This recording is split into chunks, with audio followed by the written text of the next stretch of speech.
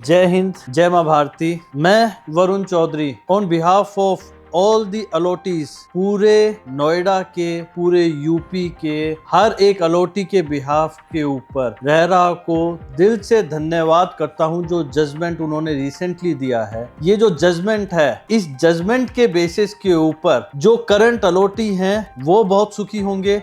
जितने से फैसिलिटेटर्स हैं, जो कंसल्टेंट्स हैं, जो प्रॉपर्टीज का काम करते हैं, ये उनके लिए बहुत बढ़िया है। और जो फ्यूचर के होम बायर्स हैं, ये चीज उनके लिए और भी बढ़िया है। क्या है ये जजमेंट? 2019 रेगुलेशन के अंदर अभी रिसेंटली एक 10th अमेंडमेंट आया है, जिस अमेंडमेंट के अंदर ये कहा गया है कि ब्लड रिलेशन में 1000 रुपए और नॉन ब्लड रिलेशन में अगर आप प्रॉपर्टी ट्रांसफर करते हो तो 25,000 रुपए की कैपिंग लगाई गई है। जो बायर प्रॉपर्टी खरीदने की सोचता था, ठीक है ना, और जिसने एक बार भी सोचा होगा, उसके बजट के अंदर ये जो ट्रांसफर चार्जेस वर्ड्स हैं जो डेवलपर के पार्ट के ऊपर लग रहे थे, ये बहुत बड़ा हिच होता है। जो सेलर है जिसने अच्छी चीजें देख करके प्रॉपर्टी परचेज कर ली और आज जब वो उसको कैपिटलाइज करने के लिए मार्केट में बेचने के लिए जाता है, तब ये वर्ड जो ट्रांसफर चार्जेस है ये बीच के अंदर आ जाता है। उसने जो प्रॉफिट बनाया, उस प्रॉफिट का एक बड़ा बल्क हिस्सा डेवलपर के पास S2S चला जाता है। उस हिस्से में से लास्ट के अंदर उसको ऐसा लगता है कि क्या मैंने जो आज तक मेरा इन्वेस्टमेंट करके रखा, मैंने बैंकों को EMI दी, मैंने अपने पैसे को ले करके रखा, तो मैंने तो क्या रिटर्न कमाया, मैंने तो बहुत छोटा सा अमाउंट कमाया। बट डेवलपर ने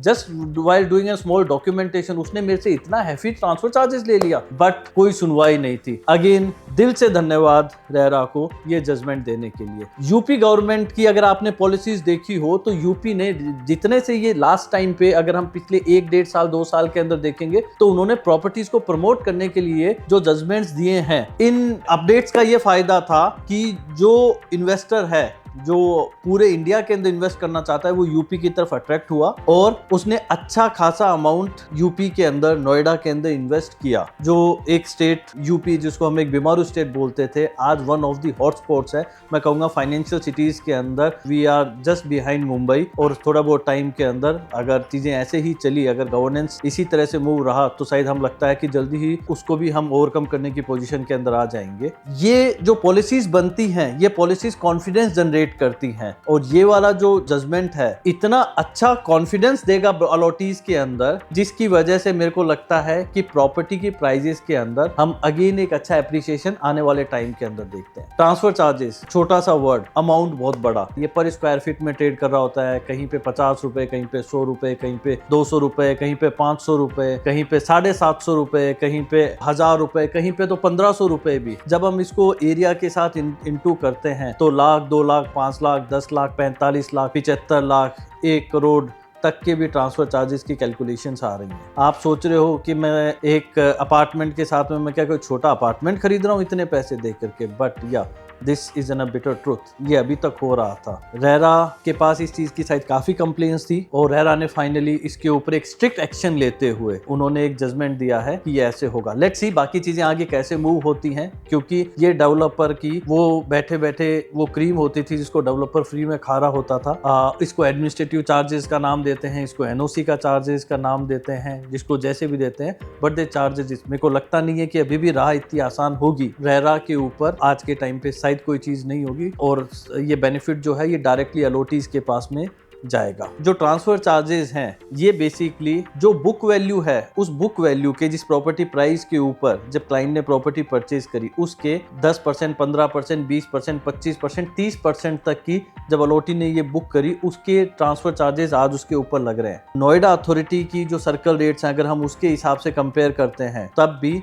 ये नोएडा अथॉरिटी की सर्कल रेट से 2-4, 3-4 ज्यादा निकल करके आ जाते हैं। डेवलपर इस बात पे अपनी छाती चौड़ी करते हैं कि देखो हमारे इतने ट्रांसफर चार्जेस हैं, उसके बाद में भी हमारा ट्रांसफर तो हो ही रहा है। बिल्कुल होगा। जिस अलॉटी ने एक पुरानी प्रॉपर्टी परचेज करी, प्रॉपर्टीज जैसे JP के अगर हम एग्जांपल लेते हैं, जिसने 2010 में प्रॉपर्टी परचेज करी, आज over a period of time अगर उस अलॉटी को जरूरत है कि उसको प्रॉपर्टी से बेच करके निकलना है, उसके फैमिली नीड्स की वजह से, उसके पर्सनल नीड की वजह से, उसके घर में शादी हो सकती है, उसके बच्चों की पढ़ाई के लिए, या फिर उसको छोटे घर से बड़ा घर अपग्रेड करना है, तो बिल्कुल वो प्रॉपर्टी बेचेगा। आप चाहे उस पर कोई भी चार्जेस लगा दोगे तब भी वो बेचेगा। ये उसकी मजबूरी है। बट आप किसी की मजबूरी का अभी तक नाजायज फायदा उठा रहे थे। अब मेरे को ऐसा लगता है कि ये जो चीज़ है, ये ट्रेंड है, ये पूरी तरीके से टूटेगा। जो नॉमिनल चार्जेस होंगे वो हर अलॉटी देने के अंदर कंफर्टेबल है।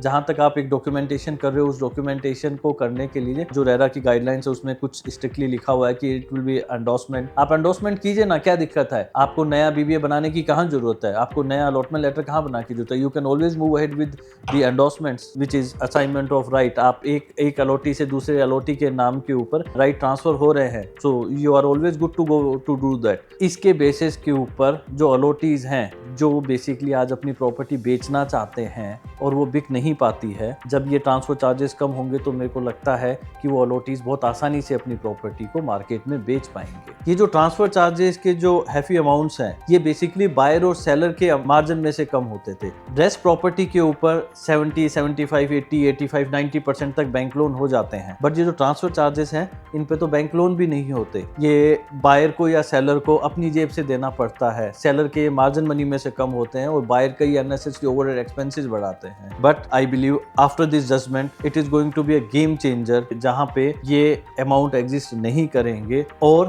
प्रॉपर्टी की ट्रांजैक्शंस मार्केट में बढ़ेंगी, प्रॉपर्टी की वैल्यूएशंस मार्केट में बढ़ेंगी और इसका फायदा डायरेक्टली अलॉटीज को या फ्यूचर बायर्स को मिलेगा। जो इन्वेस्टर्स अभी तक बाकी मार्केट को लुक अराउंड कर रहे थे एज ए इन्वेस्टमेंट, मैं उन सारे इन्वेस्टर्स से रिक्वेस्ट करूंगा कि नोएडा की तरफ देखिए। आप यहाँ पे अभी भी जो प्लानिंग है उस प्लानिंग को देखिए। Expressways, service road, sector road, जो सेक्टर जहाँ पे प्लान है वो उस जगह के ऊपर वही सेक्टर, रेजिडेंशियल में रेजिडेंशियल, आईटी में आईटी, कमर्शियल्स में कमर्शियल, इंडस्ट्रियल में इंडस्ट्रियल, ये जो प्लानिंग है ना, तो Noida have got a very good future. आप आइए, नोएडा को देखिए। इसके अलावा 28 मार्च 26 आज एयरपोर्ट का भी उद्घाटन हो गया है माननीय मोदी जी के द्वारा। सो हम वर्ल्ड लेवल के ऊपर हैं, वर्ल्ड लेवल के ऊपर एशिया वर्ल्ड का सेकंड लार्जेस्ट एयरपोर्ट मार्क हो गया है, which is also going to give an additional boost to the market. मैं हर एक इन्वेस्टर से रिक्वेस्ट करूंगा, जिसको पैसा कमाना है वो नोएडा मार्केट को जरूर एक्सप्लोर कीजिए। Thank you, take care please.